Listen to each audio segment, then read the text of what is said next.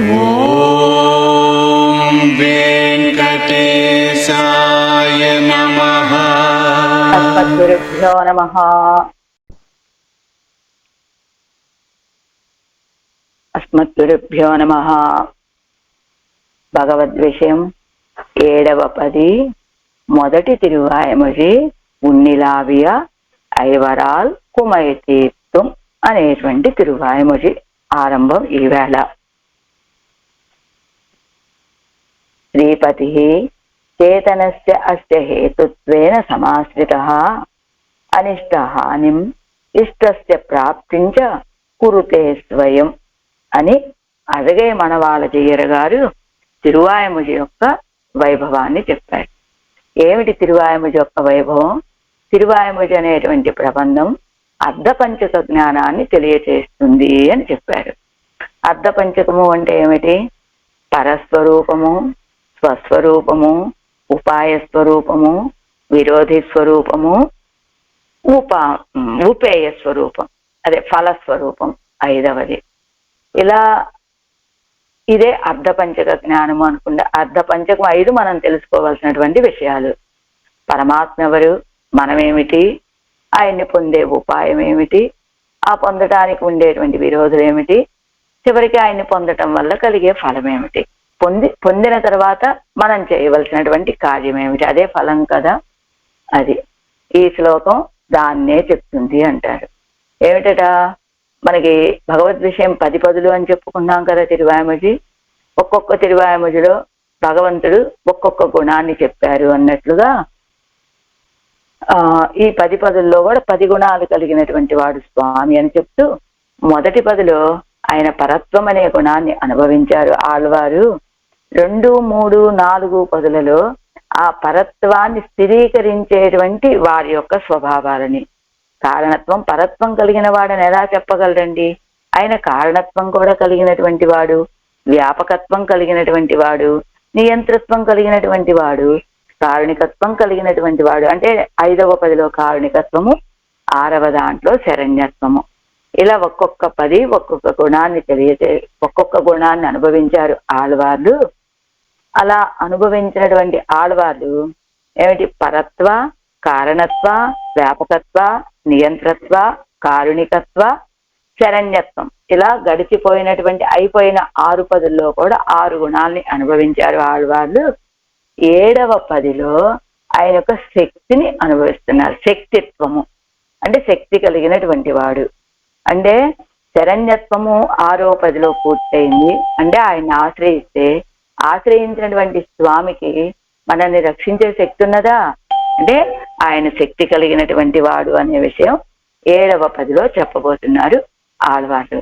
అయితే మనం ఒక శ్లోకం చెప్పుకున్నాం కదా ఇప్పుడు, అర్ధపంచక జ్ఞానాన్ని తెలియజేస్తుంది ఇది అని. అదే శ్రీపతి అనేటువంటి పదము ద్వారా పరమాత్మ యొక్క స్వరూపం. చేతనస్య అని చెప్పడం వల్ల జీవుడి యొక్క స్వరూపం అంటే పరస్వరూపము, స్వస్వరూపము. అస్య హేతుత్వేన సమాశ్రిత. అస్య హేతుత్వేన అంటే అదిగో ఉపాయ స్వరూపం. ఆ తర్వాత 4వది ఏమిటయ్యా అంటే విరోధి స్వరూపం కదా. అనిష్టహానిం ఇష్టస్య ప్రాప్తి. అంటే 1, 2 పదుల్లోనేమో భగవంతుడి యొక్క పరస్వరూపం చెప్పారు ఆళ్వారు. 3, 4 పదుల్లోనేమో జీవుడి యొక్క స్వరూపాన్ని చెప్పారు. 5, 6 పదుల్లోనేమో ఉపాయ స్వరూపాన్ని చెప్పారు.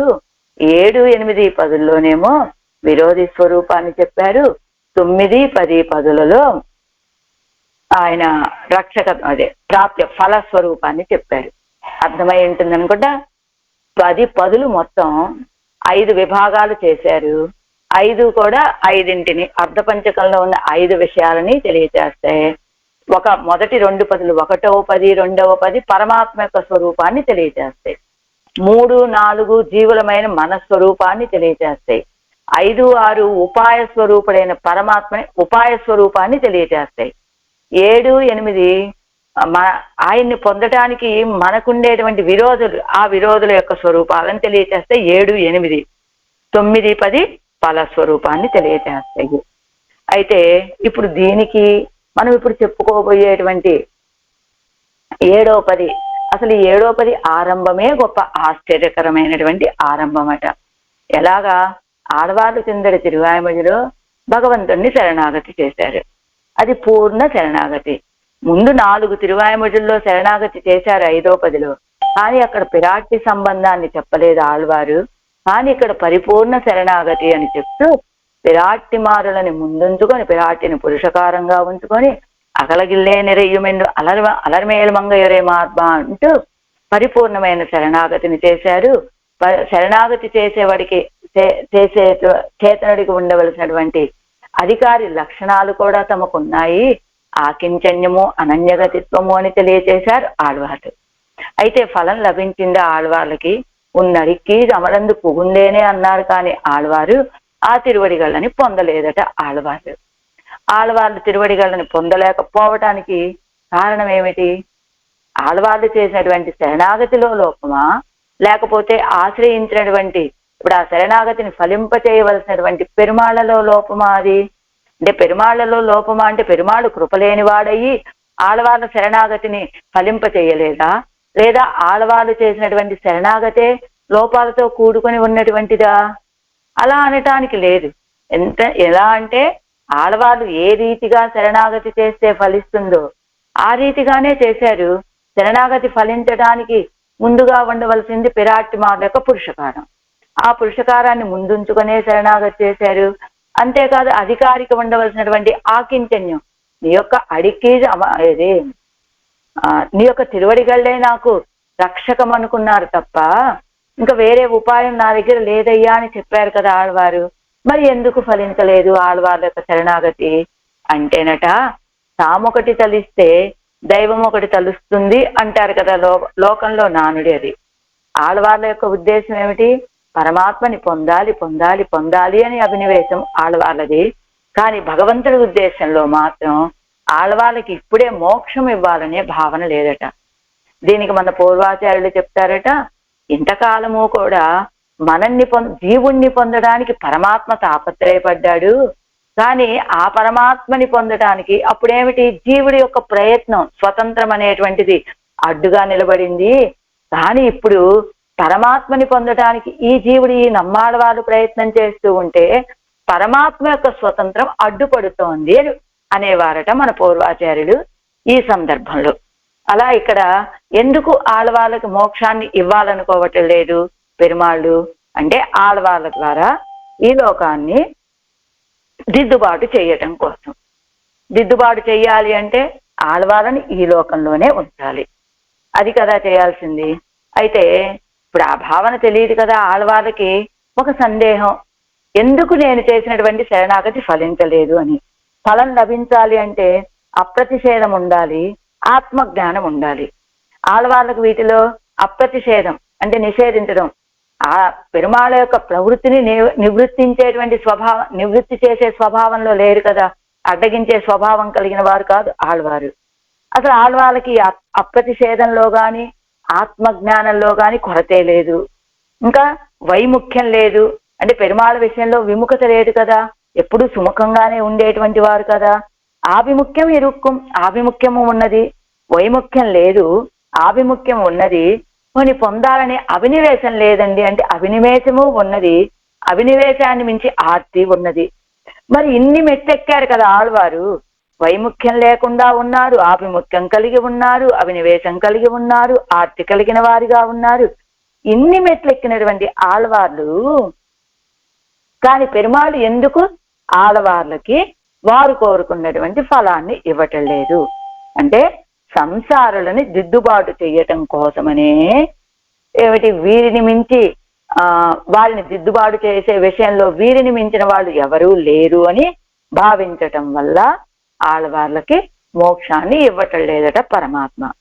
అయితే పెరుమాళ భావన అది కదా, ఆళ్వార్లకి పెరుమాళ భావన అది ఆళ్వార్లకు తెలియదు కాబట్టి అసలు మమ్మల్ని పెరుమాళ్ళు ఎందుకు నిరాదరిస్తున్నారు అనే బాధ ఆళ్వార్లది. అయితే ఏమిటి? పెరుమాళ్ళని పొందటానికి మమ్మల్ని అడ్డగిస్తున్న ఏమిటి? ఈ ఇంద్రియాలు అనే భావన కలిగింది ఆళ్వార్లకి. ఈ ఇంద్రియాల వల్లే మేము ఆయన్ని పొందలేకపోతున్నాం. అని ఇవే మాకు గొప్ప విరోధము అని ఓ అని ఈ ఇంద్రియాలు పెట్టేటువంటి బాధను తెలుసుకొని తపిస్తూ ఉంటారు ఈ ఉన్నిలావియ అనేటువంటి ఈ తిరువాయిమటిలో. అయితే ఆడవాళ్ళకి 6వ పదిలో ఒక దృఢమైనటువంటి నిశ్చయం ఏమిటి, ఖచ్చితంగా నేను పెరుమాళను పొందాలి అనేటువంటిది.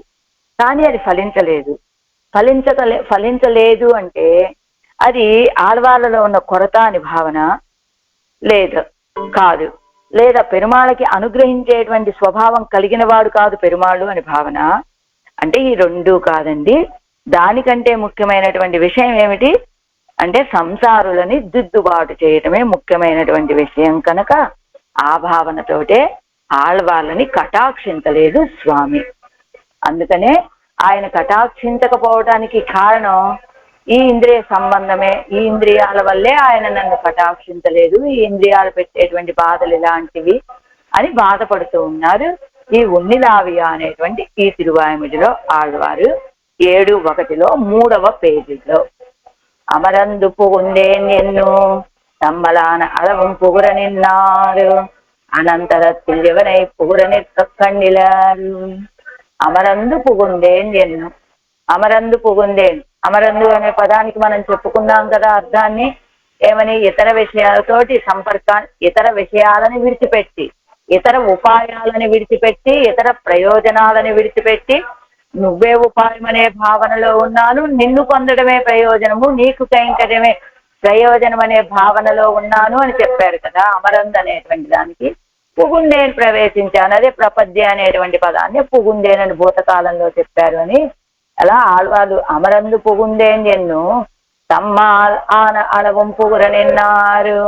తమ్మాల్ ఆన అళవం అంటే ఏమిటదా, పురుషకార అంటే తమ్మాల్ ఆనవళవం, తాము ఎలా చెయ్యాలో, ఏ రీతిగా చేస్తే పరిపూర్ణమైనటువంటి శరణాగతి అవుతుందో ఆ రీతిగానే ఆశ్రయించారట ఆళ్వాళ్ళు. ఎలా కిందిస్తున్నారు చూడండి అరుంబదంలో. తమ్మాల్ ఆనాళవం పుగుర నిర్కయ్యావదు పురుషకార ఆకించన్య పురస్కార పూర్వకమాగ అడైందు స్వీకారத்தில் ఉపాయ బుద్ధియం తవిరుగై. అదిగో పురుషకారంతో ఆశ్రయించారు. ఎలా ఆగలగిల్లే నిరయ్యమెందు అలరమేలు మంగయురై మార్బా అని చెప్పడం వల్ల పురుషకారభూతురాలైన లక్ష్మి ద్వారానే ఆశ్రయించారు. ఆ తర్వాత ఆకించన్యము కూడా కలిగినటువంటి వాడిని అని తెలియచేశారు. ఎందుకు ఆకించన్యము అంటే ఏమిటి, నిన్ను పొందటానికి వేరే ఉపాయాలు నా దగ్గర ఏమి లేవయ్యా అని తెలియచేయటం. ఎందుకు అది తెలియచేయాలి, ఒకవేళ ఆ విషయాన్ని స్పష్టంగా ఆళ్వాళ్ళు చెప్పలేదనుకోండి, ఏమనుకుంటాడు ఆయన, ఆడవాళ్ళకి నన్ను పొందడానికి వేరే ఉపాయాలు ఏవో చేతిలో ఉన్నాయట్లుంది అని భావించే అవకాశం ఉంటుంది. కనుక కాబట్టి ఆడవాళ్ళు ముందుగానే ఆకించన్యుణ్ణి స్వామి, నేను నిన్ను పొందటానికి నా దగ్గర వేరే ఉపాయం లేదు అని. ఎలా, చేతిలో ఒక ఉపాయం పెట్టుకొని నిన్ను ఆశ్రయిస్తున్నటువంటి వాడిని కాదు నేను, ఆకించనుండి అని తెలియజేశారట. ఎలాగ ఒక వ్యక్తి బిచ్చమెత్తుకుంటూ ఉన్నాడు, ఇంకొక వ్యక్తి ఆ వీధిలో వెళ్తూ ఉన్నాడు. ఏమండి, నాకు ఈ పూటకి ఆహారం లేదు, నాకు ఆకలి అవుతుంది, కాస్త భిక్షం వేయండి, ఏదో ఒక డబ్బులు దానం చేయమని అడిగాడు. అడిగితే ఆ వ్యక్తి ఏం చెప్పాడు, చిల్లర లేదు నా దగ్గర అని చెప్పాడు. మీకు చిల్లర లేదా, ఎంతకి చిల్లర కావాలి, రూపాయి కావాలా, 10 రూపాయలకు కావాలా, 100 రూపాయలకు కావాలా, 500 నోటుకు కావాలా అని అడిగాట ఆ వ్యక్తి. అసలు నీ దగ్గర ఇంత డబ్బులే ఉన్నప్పుడు ఇంకా నేనెందుకురా బాబు నీకు వేయటం అని ఆ వ్యక్తి అసలు డబ్బులు ఇవ్వకుండానే వెళ్ళాట. అంటే ఆ వ్యక్తి బిచ్చం అడిగినప్పుడు ఎలా అడిగాడు, తన చేతిలో కొంత ధనాన్ని పెట్టుకొని అతను ఇవ్వకపోయినా పర్వాలా, ఇతనికి గడిచిపోతుందనమాట. ఆ రీతిగా కొంత ధనాన్ని చేతిలో పెట్టుకొని స్వామి నాకు భిక్ష వేయండి, నాకు ఆకలి అవుతుంది అని అడిగితే అతను తీర్చకపోయినా ఇతనికి తీర్చుకునేందుకు ఇంకొక ఉపాయం చేతిలో ఉంది. అలానే ఆడవాళ్ళు కూడా ఆకించనుండి అని తెలియచేయడానికి కారణం ఏమిటి, స్వామి నిన్ను పొందటానికి నా చేతిలో వేరే ఉపాయం ఏమీ లేదు, నేను ఆకించనుండి, పొట్టి చేతులతో వచ్చా, నీ యొక్క తిరువడిగళ్లే ఉపాయం అని భావించారు. మరి ఆయన్ని పొందటానికి కావాల్సినటువంటిది పురుషకారం, అది ఉన్నది చేతిలో ఆడవాళ్ళకి, అది ఆకించన్యము అంటే వేరే ఉపాయం లేకపోవటం. అప్పుడు ఆయనంటాం కాదు, ముందుగానే అసలు ఉపాయం సరే ఏం ఉపాయం అనుకున్నావు నువ్వు, నీ యొక్క తిరువడిగళ్ళే ఉపాయం అనుకున్నాను. అంటే తిరువడిగళ్ళని ఉపాయం అనుకున్నావా, ఆ తిరువడిగళ్ళని ఆశ్రయించడం ఉపాయం అనుకున్నావా నువ్వు? ఏమిటి తిరువడిగళ్ళని ఆశ్రయించడం ఉపాయము అంటే నీ చేతిలో ఒక సాధనం ఉన్నట్టు, తిరువడిగళ్ళే ఉపాయము అంటే తిరువడిగళ్ళనే ఉపాయంగా భావించినట్టు. ఎలా వచ్చావు నువ్వు అని అడుగుతాట ఆయన. నేను నీ యొక్క తిరువడిగళ్ళే ఉపాయం. అయినా స్వామి నువ్వేం చెప్పావు నువ్వు? నన్ను పొందడానికి ఏ ఉపాయము అవసరం లేదు, ఇంకా ఇతర సాధనాలన్నిటిని సర్వధర్మాన్ని పరిత్యజ్యాన్ని అన్ని సాధనలని విడిచిపెట్టి రావాలని కదా నువ్వు చెప్పావు. మరి అదే కదా నిన్ను పొందడానికి అర్హత ఏమిటయ్యా అంటే, ఇదిగో జ్ఞానయోగం కావాలనో, భక్తి యోగం కావాలనో, కర్మయోగం కావాలనో అని నువ్వు చెప్పలేదు కదా. అన్నింటినీ విడిచిపెట్టి నేనే ఉపాయము, నా తిరువడిగళ్ళే ఉపాయమని ఆశ్రయించమని నువ్వే కదా చెప్పావు. అలాంటప్పుడు ఇంకొక ఉపాయాన్ని నీ దగ్గర ఏముంది, నువ్వు నన్ను పొందడానికి అర్హత ఏమిటి అని అడుగుతావేమిటి? నా దగ్గర ఏ అర్హతలు లేవు. ఏ అర్హతలు లేవు అంటే ఏ ఉపాయాల్ని నేను పట్టుకోలేదు, నీ యొక్క తిరువడిగళ్ళే ఉపాయం అని భావించాను. నువ్వు చెప్పినట్లుగా, నువ్వు చెప్పినటువంటి అర్హత ఏమిటి నిన్ను పొందడానికి? చేతిలో ఏ సాధన లేకుండా ఉండటమే. అలా అర్హుడిగా వచ్చానయ్యా నేను నీ దగ్గరికి అని ఆకించనుండని తెలియచేశారట ఆళ్వార్లు. అయినప్పటికీ ఫలం లభించిందా? లభించలేదు. కారణం ఇంకొకటి కూడా చెప్పారు కదా, ఉపాయ బుద్ధియే తవిరుగై, స్వీకారத்தில் ఉపాయ బుద్ధియే తవిరుగై. ఆ స్వీకరించడంలో కూడా ఇప్పుడు అనుకున్నాం కదా, ఆయన తిరువడిగళ్ళు ఉపాయమా, తిరువడిగళ్ళని పట్టుకోవడం ఉపాయమా అంటే కాదయ్యా, ఉన్నడిక్కి జమరందు పుగుందేనని చెప్పడం వల్ల నీ యొక్క తిరువడిగళ్ళే ఉపాయం తప్పని నీ యొక్క తిరువడిగళ్ళని పట్టుకోవడం ఉపాయం అనే భావన నాకు లేదు, నేను ఆకించనుండే అని ఇలా ఆశ్రయించారు స్వామిని ఆళ్వార్లు. అయినప్పటికీ అనంతరத்தில் అవనై పుగుర నిర్క కండిలర్, అయినప్పటికీ కూడా పుగుర నిర్క కండిలర్ అంటే విరోధియై పోక్కి ప్రాప్తి పండితర కండిలర్ ఎన్నపడి, ఆడవాళ్ళకు ఉన్నటువంటి విరోధులను పోగొట్టి ప్రాప్తి అయి ఆడవాళ్ళు కోరుకున్నటువంటి ఆ ఫలాన్ని ఇవ్వటం, ఆ ఫలం లభించలేదు ఆడవాళ్ళకి. ఇని కైవిడప్పార్తాన్ ఆగాదే ఎన్నో విజుందు కెడందు కూప్పిడుగిరారు విడం. ఇని కైవిడప్పార్తాన్ ఆగాదే, ఇంకా పెరుమాడు నన్ను విడిచిపెట్టాలని భావిస్తున్నాడు అని మొరలు పెట్టుకుంటున్నారు ఆడవాళ్ళు. ఎలా విళంబ మొరలు పెట్టుకుంటూ విళంబ హేతు విల్లాద సాధనத்தை పరిగ్రహిత్తవన్ అది ఫలప్రదం ఆందనయం కెడందు కూప్పిடும் అత్తనయ్యిరే. విళంబ హేతు విల్లాద సాధనத்தை పరిగ్రహిత్తవన్, అసలు ప్రపత్తి అంటే ఏమిటి? ఫలానికి ఆలస్యం లేనటువంటిది, వెంటనే ఫలాన్ని ఇచ్చేటువంటి సాధనం ప్రపత్తి. అలాంటి సాధనాన్ని పట్టుకొని కూడా పరిగ్రహిత్తవన్, అలాంటి సాధనాన్ని ప్రపత్తి చేసి కూడా ఆళ్వారు అది ఫలప్రదమాందనయ్యం కెడందు కూప్పిడుం అత్తనయ్యరే, అది ఫలప్రదమైందా? ఫలప్రదం కాలేదు. ఎందుకని? ఇప్పుడు ఏదైనా ఒక కారణం ఉంటే ఈ ఆలస్యానికి కారణాన్ని నువ్వు చూపించు. పిల్లాడికి స్కూలుకు వెళ్ళాడు, ఆ స్కూలుకు వెళ్ళినప్పుడు వాడు సాయంత్రం రావటం ఒక అరగంట ఆలస్యమైంది. ఆలస్యమైనప్పుడు వాడి ఆలస్యమైన రాకకి కారణం ఏమిటి? స్కూల్ బస్సు లేటుగా రావటము, లేదా ఎక్కడో ట్రాఫిక్ జామ్ అవటము, లేదా ఇదిగో స్కూల్లో ఏదైనా ఎక్స్ట్రా క్లాస్ జరగటము, ఇలాంటివి ఏదన్నా కారణం ఉండి అతను ఆలస్యంగా రావడానికి ఒక కారణం ఉంది అక్కడ స్కూల్ నుంచి పిల్లాడు రావటానికి. కానీ ఇక్కడ ఆడవాళ్ళకి ఫలాన్ని ఇవ్వటానికి సాధనం ఏ సాధనాన్ని పుచ్చుకున్నటువంటి వారు ఆళ్వారు? ప్రపత్తి చేసినటువంటి వారు. ప్రపత్తి అంటే ఎలాంటిది? వెంటనే ఫలాన్ని ఇచ్చేటువంటిది ప్రపత్తి. అలాంటి ప్రపత్తిని చేసి కూడా ఆడవాళ్ళు విళంబహేతు విల్లాద సాధనத்தை పరిగ్రహిత్తవన్, ఆలస్యం అవ్వటానికి అవకాశం లేనటువంటి వెంటనే ఫలాన్ని ఇచ్చేటువంటి సాధనాన్ని పట్టుకున్న వారు కదా ఆడవారు.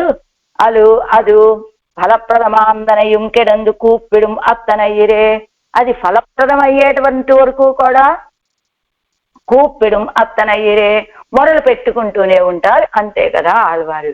ఎలాగా? అప్పుడు అడిగాడు పెరుమాళ్ళు, ఆళ్వారే అసలు మీరు నన్ను పొందడానికి ఏ సాధనలు చేశారు? ఏమీ చేయలేదు. మరి మీరు ఇప్పుడు ఎలా ప్రశ్నిస్తున్నారు మీరు అంటే, ఏదైనా ఒక సాధనాన్ని అనుష్ఠించినటువంటి వాళ్ళు ఫలం ఆలస్యమైతే ఎలా ప్రశ్నిస్తారో అలాగా మీరు నన్ను ప్రశ్నిస్తున్నారే. మీరు ఎలాగనంటే ఒక కిరాణా కొట్టుకు వెళ్ళాం మనం. కిరాణా కొట్టు కాకపోతే ఇంకో షాపుకి ఏదో అక్కడ ఒక వస్తువు కావాలనుకున్నాం. ఆ వస్తువు కావాలనుకున్నప్పుడు ఆ షాప్ అతను ఏం చెప్పాడు, మీరు ఇప్పుడు ఈ వేళ కనుక ఆ వస్తువు కావాలంటే నేను 10 రోజుల తర్వాతే దాన్ని మీకు ఇవ్వగలుగుతానండి, మీకు అది తెప్పించివ్వడానికి 10 రోజులు పడుతుంది అని చెప్పాడు అనుకోండి. అప్పుడు 10 రోజులు ఎదురు చూస్తాం. కానీ అలా కాకుండా మీరు ఇప్పుడు డబ్బులు కట్టేస్తే మీకు ఈ వస్తువు వెంటనే మీ చేతిలో పెట్టేస్తానండి అన్నాడు అనుకోండి. అప్పుడు ఏం చేస్తాం, వెంటనే డబ్బులు కట్టాం. డబ్బులు కట్టిన తర్వాత కూడా ఆ వ్యక్తి ఆ వస్తువుని ఇవ్వటం లేదు. ఇవ్వకుండా కాసేపు ఆగండి కాసేపు ఆగండి కాసేపు ఆగండి అంటే అప్పుడు ఈ వ్యక్తి అడుగుతాడా లేదా, ఏమని, ఏమయ్యా డబ్బులు కట్టిన వెంటనే వస్తువు ఇస్తానన్నావు కదా, మరి ఇప్పుడు నేను డబ్బులు కట్టాను కదా, నాకెందుకు వస్తువు ఇవ్వటంలో ఆలస్యం అవుతుందని ఆ వ్యక్తి అడుగుతాడా లేదా, అడుగుతాడు. అలానే ఆళ్వార్లు కూడా తాము పట్టుకున్నటువంటి సాధనం ఏమిటి, ప్రపత్తి. అది ఎలాంటిది, ఫలాన్ని వెంటనే ఇచ్చేటువంటి ప్రపత్తి. అలాంటి సాధనాన్ని పట్టుకున్నటువంటి ఆళ్వాళ్ళకి ఫలం ఎందుకు ఆలస్యం అవుతుంది అనేది ఆళ్వాళ్ళకు ఉన్నటువంటి శంక. దాన్ని పెరుమాళ్ళు అడిగాడు, ఏమయ్యా నువ్వేమైనా ఇప్పుడు ఆ వ్యక్తి ఆ వస్తువు కొనడానికి కొంత మూల్యం చెల్లించి నాకెందుకు నువ్వు వస్తువు ఇవ్వటం లేదు అని అడుగుతున్నాడు, ఆలస్యమైందని అడుగుతున్నాడు. మరి కానీ నువ్వు నాకేదైనా కట్టావా, దీనికోసం నువ్వేదైనా నువ్వు చేసినటువంటి సాధన ఏమైనా ఉన్నదా, లేదు. మరి అలాంటప్పుడు నువ్వు నన్ను ఎలా అడగగలుగుతావు ఫలం ఆలస్యమైందని? నువ్వు చెప్పినటువంటి అర్హతే అది కదయ్యా, ఏ సాధనలు లేకుండా రావటమే గొప్ప అర్హత అని చెప్పావు కాబట్టి ఆ అర్హతలతోనే వచ్చాను, ఇంకా ఎందుకు నాకు ఫలం ఆలస్యం అవుతుందనేది ఆడవాళ్ళకు ఉన్నటువంటి ఆర్తి వేదన. ఇది ఆడవాళ్ళకు ఉన్నట్టు. నేను చెయ్యవలసిన రీతిగా శరణాగతి చేశాను, చెయ్యవలసినటువంటి రీతిగా చేసినప్పటికీ కూడా ఎలా చేయాలో అలా చేశాను, అధికారికి ఉండవలసిన లక్షణాలు నా దగ్గర ఉన్నాయి, మరి నాకు ఫలం ఆలస్యం కావటానికి కారణం ఏమిటి అనేటువంటిది. ఇవరతాం కేజ చేదరాయిత్తు తిరువేంగడమడయాన్ తిరువడిகளிலே பெரிய பிராட்டியார் முன்னிலையாக தம்முடைய ஆக்கிஞ்செண்ணத்தை விண்ணப்பம் செய்து கொண்டு శరణం పుక్కారాయిరే ఇరుక్కిరదు. ఎవరతాం కీడ్చేదాయితు కింద ఏం చేశారు ఆళ్వాళ్ళు, తిరువేంగడమడయాన్ తిరువడిகளிலே పెరియ పిరాట్యార్ మున్నిలయ్యాగా, పెరియ పిరాట్టిని పురుషకారంగా ఉంచుకొని తమ్ముడే ఆకించన్యத்தை తమ యొక్క ఆకించన్యాన్ని విన్నప్పం చేదుకొండు శరణం పుక్కారాయిరే ఇరుక్కిరదు, శరణాగతి చేశారు. అదిగో పెరిగి పిరాట్టిని పురుషకారంగా పట్టుకున్నానయ్యా, నేను ఆకించనుణ్ణి, నా దగ్గర నిన్ను పొందడానికి ఏ సాధన లేవు అని విన్నపం చేసి శరణాగతి చేశారు కదా.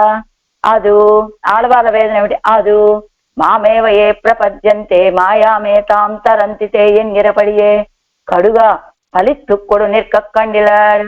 ఆడవాళ్ళు ప్రపత్తి చేశారు, వెంటనే ఫలం చేతిలో పడాలి కదా, మరి పడలేదే ఎలా, భగవద్గీతలో తానే చెప్పాడు కదా, మామేవయే ప్రపద్యంతే మాయాం ఏతాం తరంతితే అని, దైవీహేష గుణమయీ మమ మాయా దురత్యయ మామేవయే ప్రపద్యంతే మాయాం ఏతాం తరంతితే అని. ఇది త్రిగుణాలతో కూడినటువంటి ఒక వలలో మిమ్మల్ని పెట్టేశారా, అది నా మాయ. ఆ దైవీహేషాం గుణమయీ మమ మాయా దురత్యయ, ఆ మాయ మీ అంతలు మీరు దాటడానికి సాధ్యం కానటువంటిది. మరి ఆ మాయలోంచి మేము బయటపడాలి అంటే మాయా అనే వలలోంచి ఏం చేయాలయ్యా, మామేవయే ప్రపద్యంతే మాయాం ఏతాం తరంతితే, నన్ను ఆశ్రయించడమే దానికి ఉపాయము. నన్ను గనక ఆశ్రయిస్తే ఆ మాయలోండి నువ్వు బయటపడగలుగుతావు అని భగవద్గీతలో చెప్పాడు కదా. ఇప్పుడు ఆడవాళ్ళ యొక్క వేదన అదనమాట. ఆయన ఏం చెప్పాడు, మమ మాయా దురత్యయ మామేవయే ప్రపద్యంతే మాయాం ఏతాం తరంతితే అని. ఆ శ్లోకంలో ఇది దైవీహేషా గుణమయ్యి మమ మాయా దురత్యయ, అది నా మాయ దాటడానికి వీలు కానటువంటిది అని చెప్పాడు. ఆ తర్వాత ఇదిగో ఈ పనులన్నీ చేస్తే ఈ మాయని మీరు దాటగలరు అని ఇంకేదన్నా పదాలు వాడాడా అక్కడ కన్నయ్య? భగవద్గీతలో ఏ పదాలు వాడలేదు. మరి ఆ మాయ నుండి ఎలా దాటగలరయ్యా మీరు అంటే మామేవయే ప్రపద్యంతే మాయాం ఏతాం తరంతితే అని. ఆ మాయని దాటటానికి నన్ను ప్రపత్తి చేయటమే మార్గము అని చెప్పాడు కృష్ణ పరమాత్మ.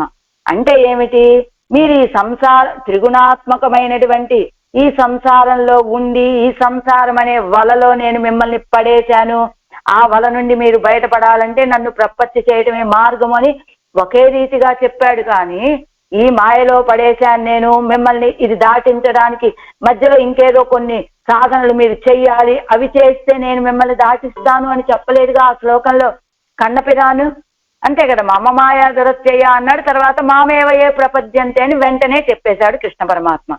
అలానే ఇప్పుడు ఆళ్వార్ల యొక్క వేదన ఏమిటి, అలాంటి ప్రపత్తినే నేను చేశాను కదా ఇప్పుడు, మరి నా ఆలస్యానికి కారణం ఏమిటి అనేది ఆళ్వార్ల యొక్క వేదన. మరి ఇప్పుడు అక్కడ ఏదైనా కాస్త మధ్యలో ఇంకొక విషయాన్ని ఏదన్నా చేర్చి ఇది మీరు ఈ కార్యం చేస్తే మీకు ఈ ప్రపత్తి ఫలిస్తుంది, మీరు ఈ మాయ నుండి దాటుతారు, అది ఆ తర్వాత ప్రపత్తి చేయండి అని ఇలాంటి ఏదైనా చెప్పాడా కన్నపిరాను? ఏం చెప్పలేదు ఆ శ్లోకంలో. మామేవయే మమ మాయా దురత్యయ అన్నాడు, మామేవయే ప్రపద్యంతే, తర్వాత మాయాం ఏతాం తరంతితే అని చెప్పాడు కదా. అలాంటప్పుడు వెంటనే ఫలాన్ని ఇవ్వవలసినటువంటి ఫల విళంబం లేనటువంటిది ఈ ప్రపత్తి అనేటువంటిది. అలాంటిది కడుగ ఫలిత్తు కూడా నెక్కిర కండిర. అలాంటప్పుడు వెంటనే ఫలం నాకు కలగాలి కదా, మరి కలక్కపోవడానికి కారణం ఏమిటి? ఈ నినమ్మై కైవెడప్పానాగాదే ఎన్ను ఎన్నాదాగిరారు. అయితే ఇప్పుడు పెరుమాళ్ళు ఏమనుకుంటున్నాడు, నన్ను చెయ్యి విడిచిపెట్టేయాలనుకుంటున్నాడు. ఇది ఆయన భావన అయి ఉంటుంది అని ఎన్ను ఎన్నాదాగిరారు అని అప్రీతులు అవుతూ ఉన్నారట ఆడవాళ్ళు. అయితే ఇక్కడ ఒక విషయాన్ని మనకు చెప్పారు. ఏమిటి, అరుంబదంలో చూడండి, విరోధి 3వ లైన్లో మనం ముందు పై చెప్పుకున్నాం కదా, పురుషకారం ఉండాలి, ఆకించనుడై ఉండాలి, తర్వాత స్వీకారంలో ఉపాయ బుద్ధి తవిరుగై అని అదంతా చెప్పేసుకున్నాం కదా. ఇప్పుడు విరోధి అయిపోకి అవనై పూర కండిలర్ ఎన్నది విరోధి అయిపోకి ప్రాప్తే పండిత్తర కండిలర్ ఎన్నపడి సాధనానుష్ఠానం పండినవన్ ఫలప్రాప్తి అలవం ఆరీరుక్కుమా పోలే పండిన ప్రపత్తిక్కు ఫలిక్కుమలవం ఆరీరాదే కూప్పుడుగరది ఎన్నెన్నా. సాధనానుష్ఠానం చేసినటువంటి వాళ్ళు ఎలా ఎదురు చూస్తారు? ఫలప్రాప్తి వరకు ఎదురు చూస్తారు. ఎందుకని? వాళ్ళు చేసినటువంటి సాధన పరిపూర్ణం అయిందో లేదో అని వాళ్ళు స్వయంగా చేసేటువంటి సాధనలు కాబట్టి ఇవి మనం చేసిన సాధనలు ఆయనకి తృప్తి కలిగించినప్పుడే ఫలాన్ని ఇస్తుంది అని వాళ్ళు ఎదురు చూస్తారు అంతవరకు. అలానే పండిన ప్రపత్తి ఫలిక్కుమలం ఆరీరాదే కూప్పిడుగరది ఎన్నెన్నా. ఏమిటి, ఆళ్వారే అడుగుతున్నారు పెరుమాళ్ళు ఆళ్వాళ్ళని. సాధనాంతరాలు చేసేటువంటి వాళ్ళు ఇతర సాధనలు భక్తి యోగం అనుకుందాం, అలా సాధనాంతరాలని ఆశ్రయించినటువంటి వాళ్ళు ఏం చేస్తారు? ఫలం లభించే వరకు ఎదురు చూస్తూ ఉంటారు కదా. మరేమిటి మీరు వెంటనే ప్రపత్తి చేసిన వెంటనే ఫలిక్కుమలవం ఆరీరాదే ఫలం లభించే వరకు ఎదురు చూడకుండా ఇలా మొదలు పెట్టుకుంటూ ఉంటారు ఏమిటి, ఇలా మొదలు పెడుతున్నారు ఏమిటి ఆళ్వారే అని విళంబహేతిత్యాది అని ఇలా మొదలు పెడుతున్నారేమిటి ఆళ్వారే అని అడగగానే ఈయనేమన్నారు ఆళ్వారు, నేను చేసింది ప్రపత్తి కదా స్వామి, అది వెంటనే ఫలాన్ని ఇచ్చేటువంటిది కదా, ఎందుకు విళంబానికి కారణం అని అడిగారు ఆళ్వారు పెరుమాళ్ళని. అప్పుడు పెరుమాళ్ళు ఏం చెప్తున్నాడు, ఆళ్వారే మీకు ప్రపన్నులు 2 రకాలుగా ఉంటారు, అది తెలుసా మీకు? ఒకటి దృప్త ప్రపన్నులు, 2 ఆర్త ప్రపన్నులు, 3వ వాడు భక్తి యోగ నిష్ఠులు. అంతే కదా. దృప్త ప్రపన్నులు అంటే ఏమిటి? వాళ్ళకి దేహావసానే ముక్తి స్యాత్, ఈ దేహం అవసాన సమయంలో వాళ్ళకి ముక్తి. అయితే ఆర్త ప్రపన్నులకు ఉడనే మోక్షం, వెంటనే ఎప్పుడైతే ప్రపత్తి చేస్తారో వెంటనే వాళ్ళకి మోక్షం. భక్తి యోగ నిష్ఠులకు కర్మావసానే ముక్తి అని చెప్పినట్టు వాళ్ళ కర్మలు ఎప్పుడు అనుభవించడం పూర్తవుతుందో అప్పుడు వాళ్ళకి ముక్తి అని చెప్పారు. ఇప్పుడు మీరు ఆర్త ప్రపన్నులు, మరి దృప్త ప్రపన్నులు అంటే దేహావసానే ముక్తి అని చెప్పాను కదా, నేను మోక్షం అని చెప్పాను కదా, మరి మీరు ఇప్పుడేమిటి ప్రపత్తి చేసిన వెంటనే నాకు మోక్షం కావాలి అని అడుగుతారేమిటి ఆళ్వారే అని అడిగాట పరమాత్మ. అడిగితే ఆళ్వారు చెప్పారట, స్వామి నేను దృప్త ప్రపన్నుని అని చెప్పలేదు కదా మీకు, నేను ఆర్త ప్రపన్నుణ్ణి కదా. మరి ఆర్త ప్రపన్నుడు అంటే వెంటనే మోక్షం కదా, మరి నాకు మీరు మోక్షాన్ని ఇవ్వాలి కదా, అయినా మీరు భగవద్గీత ఆ శ్లోకంలో ఏం చెప్పారు? మామేవ దేవి దైవీహేష దైవీహేష దైవీహేష అనే శ్లోకంలో మామేవ ఏ ప్రపద్యంతే మాయాం ఏతాం తరంతితే అని మీరు చెప్పారు కదా. వెంటనే మోక్షం అని మీరు చెప్పారా లేదా భగవద్గీతలో? మరి అలాంటప్పుడు ఇప్పుడు నాకు మోక్షం ఇవ్వటంలో మీకు ఆలస్యానికి కారణం ఏమిటి అని అడిగారు ఆళ్వార్లు పెరుమాళని. అంటే నేను దృప్త ప్రపన్నుండని మీకు చెప్పలేదు, నేను ఆర్త ప్రపన్నుండే. మరి అయినా మీరే చెప్పారు కదా భగవద్గీత శ్లోకంలో. అలాంటప్పుడు అక్కడేమి మీరు ప్రపత్తి చేసినటువంటి వారికి ఫలం ఆలస్యం అవుతుందనే విషయాన్ని మీరు అక్కడ చెప్పలేదు కదా. మరి అలాంటప్పుడు ఇప్పుడు ఈ ఫలానికి ఆలస్యానికి కారణం ఏమిటనేది ఆళ్వార్ల యొక్క ప్రశ్న. అప్పుడు పెరుమాళ్ళు ఏం చెప్తున్నాడు? ప్రపత్తి కూడా 2 రకాలుగా ఉంటుంది ఆళ్వారే. ఏమిటది? ఒకటి స్వతంత్ర ప్రపత్తి, రెండవది అంగ ప్రపత్తి అని 2 రకాలుగా ఉంటుంది. భగవద్గీతలో ఉన్న శ్లోకాలన్నీ కూడా అంగ ప్రపత్తికి చెందినటువంటివే. కాబట్టి అంటే అంగ ప్రపత్తి అంటే ఏమిటి? ప్రపత్తి 2 రకాలు, అంగ ప్రపత్తి అని స్వతంత్ర ప్రపత్తి అని. స్వతంత్ర ప్రపత్తి అంటే ఏమిటి? వెంటనే మోక్షం వాళ్ళకి. అంగ ప్రపత్తి అంటే ఏమిటట? భక్తికి అంగంగా చేసేటువంటి ప్రపత్తి. అంటే భక్తి యోగంలో ఉన్నటువంటి వ్యక్తి, అంటే భక్తి యోగం ద్వారా ఆయనని పొందాలి అనుకునేటువంటి వాళ్ళు ఉంటారు కదా, ఆయన్ని పొందటువంటి మోక్షాన్ని పొందాలనుకునేటువంటి వాళ్ళు ఉంటారు కదా. అయితే ఆ భక్తి యోగంలోకి ఈ చేతనుడు ప్రవేశించాలి అంటే అతనికి ఎన్నెన్నో పాపాలు అడ్డుగా ఉంటాయి కదా. అవి పోగొట్టుకోవటం కోసమని ఏం చేయాలి? ప్రాయశ్చిత్తాలు చేసుకోవాలి. ఆ ప్రాయశ్చిత్తాలు చేసుకుందాం, మన పాపాలన్నీ పొయ్యాక ఆయన విషయంలో మనం పొందడానికి భక్తి యోగంలో ప్రవేశిద్దాము అంటే మన పాపరాశి ఎదురుగా పర్వతం అంత ఉంటుంది. ఆ పాపాన్ని మొత్తాన్ని ఏ ప్రాయశ్చిత్తాలు చేసుకుని మనం పోగొట్టుకోగలం కదా. కాబట్టి ఏం చేస్తాడట ఆ వ్యక్తి? ఆ పాపాలని పోగొట్టుకోవడానికి పరమాత్మని ఆ ప్రపత్తి చేస్తే అది అంగ ప్రపత్తి. అంటే ఏంటి? భక్తి యోగము ద్వారా భగవంతుణ్ణి పొందాలి అనుకునేటువంటి చేతనుడికి ఆ భక్తి యోగంలో ప్రవేశించడానికి విరోధంగా ఉండేటువంటి పాపాలని పోగొట్టుకోవటం కోసం చేసేటువంటి ప్రపత్తి ఏదైతే ఉన్నదో అది అంగ ప్రపత్తి. అలా కాకుండా నేరుగా పొందేలాగా చేసేటువంటిది స్వతంత్ర ప్రతిపత్తి. మరి ఇప్పుడు భగవద్గీత అంతా కూడా అలాంటి అంగ ప్రపత్తి లాంటిదే కదా. మరి అలా అంటే ఇప్పుడు అంగ ప్రపత్తి అంటే మీరు ఇప్పుడు భక్తి యోగ నిష్ఠులైనట్లు ఆ భక్తి యోగం ద్వారా పొందాలంటే కొంత సమయం పడుతుంది కదా ఆళ్వారే అన్నట్లుగా అంటాట పరమాత్మ. అంతేకాదు ఏమిటి అంగ ప్రపత్తికి స్వతంత్ర ప్రపత్తికి తేడా ఏమిటయ్యా అంటే ఏం చెప్తాడు ఆయన? అంగ ప్రపంచ రెండిటికి తేడా మనకి సర్వధర్మాన్ పరిత్యజ్య మామేకం శరణం వ్రజ అహంత్వా సర్వ పాపేభ్య మోక్షయిష్యామి అన్నాడు. సర్వ పాపేభ్య అనే పదం ఉన్నది కదా ఈ సర్వధర్మాన్ పరిత్యజ్యలో. అన్ని పాపాల నుండి మనల్ని విడిపింపచేస్తాను అని చెప్పాడు.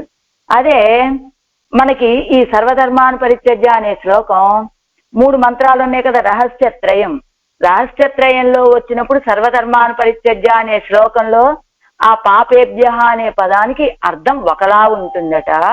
అదే విడిగా భగవద్గీతలో ఇదిగో ఈ 18 అధ్యాయాలు అయిపోయి చివరికి వచ్చి ఇదిగో నర్ర అర్జున ఇదిగో నీకు ఇదే ఉపాయంగా చెప్తున్నాను అని అర్జునుడికి చెప్పినప్పుడు ఆ భగవద్గీతలో అర్థం చెప్పుకున్నప్పుడు ఒక విధమైన అర్థం వస్తుందట. ఆ రహస్యత్రయంలో ఆ శ్లోకం వచ్చినప్పుడు ఆ పాప అనే పదానికి ఇంకొక రకమైన అర్థం చెప్పుకోవాలి. ఎలా చెప్పుకుంటారట? ఇప్పుడు భగవద్గీతలో చెప్పుకున్నారనుకోండి, ఎలా సర్వ పాపేభ్య అనే పదానికి అర్థం ఎలాగా?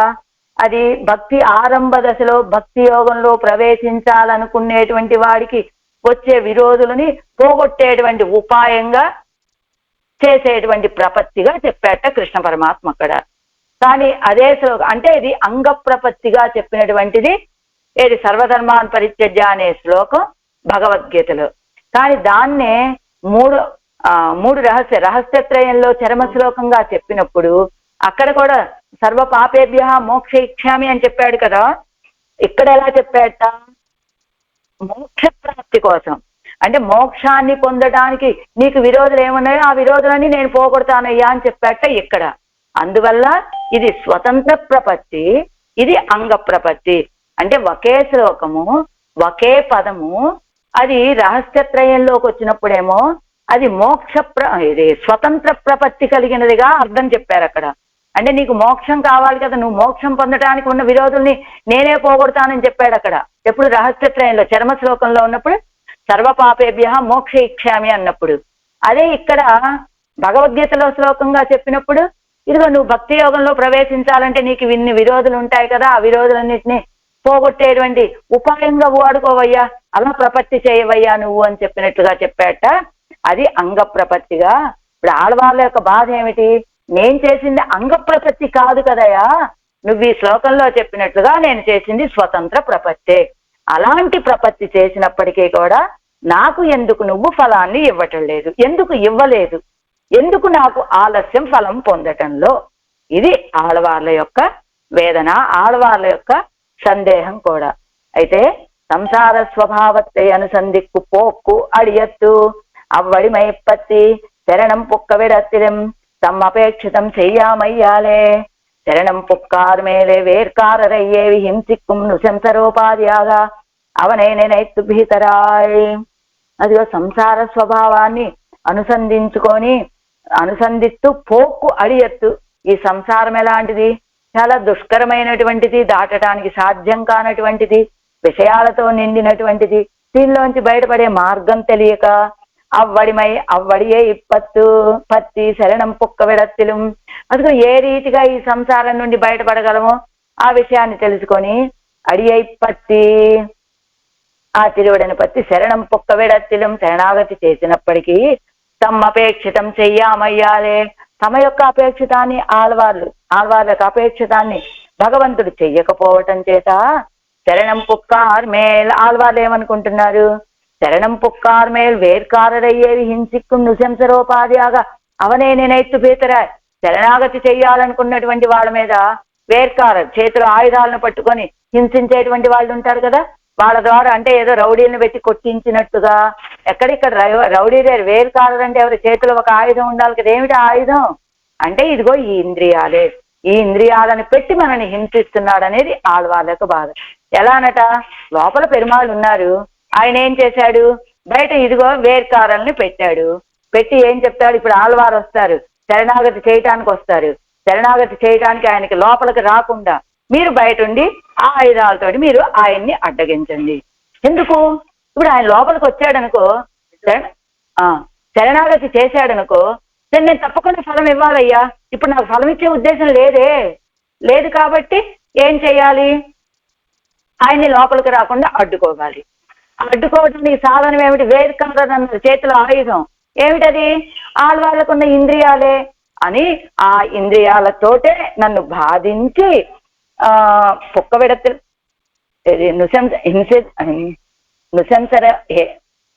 హింసిక్కు నుశంసరోపాధ్యాగా అవనేనైతు. అయ్యో, ఆయన్ని శరణాగతి చేసి ఫలం పొందాలంటే అలా శరణాగతి కూడా చేయటానికి వీలైనటువంటి ఈ ఇంద్రియాలను నాకు ఇచ్చి నేనైతు భీతరాయ్. అలాంటి ఆ భగవంతుని తెలుసుకుని భయపడినటువంటి ఆళ్వార్లు ఈశ్వరన్ కృపై పన్నుగైక్కు వేండువదు సంసారத்தினுடைய హేయతై నెంజిలే పడుగయ్యం. ఈశ్వరుడు కృప మనకి పన్నుగైక్కు వేండువదు, కావాల్సింది ఏమిటి, ఈశ్వరుడు కృప మనం పొందాలంటే సంసారத்தினுடைய హేయతై నెంజిలో పడుగయ్యం. ఈ సంసారం విడిచిపెట్టవలసినటువంటిది, ఎప్పటికైనా విడవలసినటువంటిదే అనే ఒక భావం మనసులో పడాలి. అత్తలయ్యిల్ వైలక్షణ్యత్తై అనుసంధిక్కయ్యం, అదిగో సర్వేశ్వరు యొక్క వైలక్షణ్యాన్ని భావించడం. ప్రపత్తి పన్నుగైక్కు మేర్పడవెల్లయ్యిరే, మూడవది ప్రపత్తి చేయడం. ఇంతకంటే ఇంకా సాధనాలు వేరే ఏమీ లేవు కదా. ఇవ్వల వెలుం ఫలిక్క కాణామయ్యాలే, అలా చేసినప్పటికీ కూడా ఫలం లభించకపోవటం చేత ఇక్కడ 3 వాక్యాలు ఉన్నాయి, అవి క్రమంలో లేవట. దాన్ని వారు ఎలా చెప్పారంటే, ఇక్కడ సంసార స్వభావத்தை అనుసంధిత్తు పోక్కడియత్తు అన్నారు కదా, అది అది 2వ వాక్యం అని 2వ నెంబర్ వేసుకోవాలన్నారు. ఆ తర్వాత ఈశ్వరన్ కృప పన్నుగైక్కు వేండువదని ఇది 1వ వాక్యం. ఈ తర్వాత ఇవ్వల విలుం ఫలిక్క కాణామయ్యాలి అనేది 3వ వాక్యంగా చేసుకొని అలా ఆ క్రమంలో చేసుకుంటే మీకు అర్థం బాగుంటుంది అని. మొదటిది ఏమిటి, ఈశ్వరన్ కృప పన్నుగైక్కు వేండువదు സംസാരത്തിനുടെ ഹേയത്തെ നെഞ്ചിലെ പടുകയും അത്തലയിൽ వైలక్షణ్యத்தை అనుసంధిక్కയും ప్రపత్తి పన్నుగైకు మేర్పడ ఇల్లయ్యిరే. ఈశ్వరుడి యొక్క కృప మనం పొందాలి అంటే సంసారం విడిచిపెట్టదగినది అని తెలుసుకోవాలి. భగవంతుడి యొక్క వైలక్షణ్యమాన్ని భావించాలి, ప్రపత్తి చెయ్యాలి. ఇంతకు మించినటువంటిది వేరే లేవు. అయినప్పటికీ కూడా ఆళ్వాళ్ళకు ఫలం లభించదు. అందుకని సంసార స్వభావத்தை అనుసంధిక్క పోకు అడియత్తు అవ్వడియై పత్తి శరణం పుక్కవిడత్తిలం తమ్మపేక్షితం చెయ్యామయ్యాలే. ఆ రీతిగానే ఆళ్వాళ్ళు ఆశ్రయించినప్పటికీ కూడా అపేక్షితం లభించకపోవటం చేత ఆళ్వాళ్ళకి శరణం పుక్కారు మేలు వేర్కారుడయ్యేది హింసిక్కుండు శంసరోపాధ్యాగ అవనై నేనైతే బేతరా. అదిగో శరణాగతి చేసినటువంటి వాళ్ళ మీద వేర్కారల్ని పంపించి హింసించే వాళ్ళలాగా ఉన్నాడే ఈయన అని భయపడుతున్నటువంటి వారై ఇవ్వల విలుం ఫలిక్కక్కాణామయ్యాలే. అది ఇప్పుడు మూడో వాక్యం. ఇవ్వల విలుం ఫలిక్కక్కాణామయ్యాలే. అలా చేయవలసినటువంటి రీతిగా శరణాగతి చేసినప్పటికీ ఫలం లభించకపోవటం చేత వైప్పనాగ వైత్త బ్రహ్మాస్త్రం వాయి మడిందది కిరీరి ఎన్నుకోప్పుడిగిరారు. అదిగో రక్షకంగా వేసినటువంటి ఆ బ్రహ్మాస్త్రమే అదిగో పనిచేయకుండా పోయింది అని ఆళ్వార్లు మొరలు పెట్టుకుంటున్నారు. ఈ పాసురంలో మిగతా విషయాలని రేపు మనం తెలుసుకునేటువంటి పనిచేద్దాం. ఉన్నిలావియ ఐవరార్కుమైతి என்னை உன் பாத பங்கையன் நன்னிலா வகையே நலிவா நின்னமென்னு கின்னாய் எண்ணிலா பெருமாயனே இமையோர்கள் ஏத்தும் உலகமோ உன்னுடை அண்ணலே அமுதே அப்பனை என்னை ஆழ்வானே. ஆழ்வார் எம்பெருமானார் ஜீயர் திவ்ய திருவடிகளே சரணம். ஆச்சாரிய திவ்ய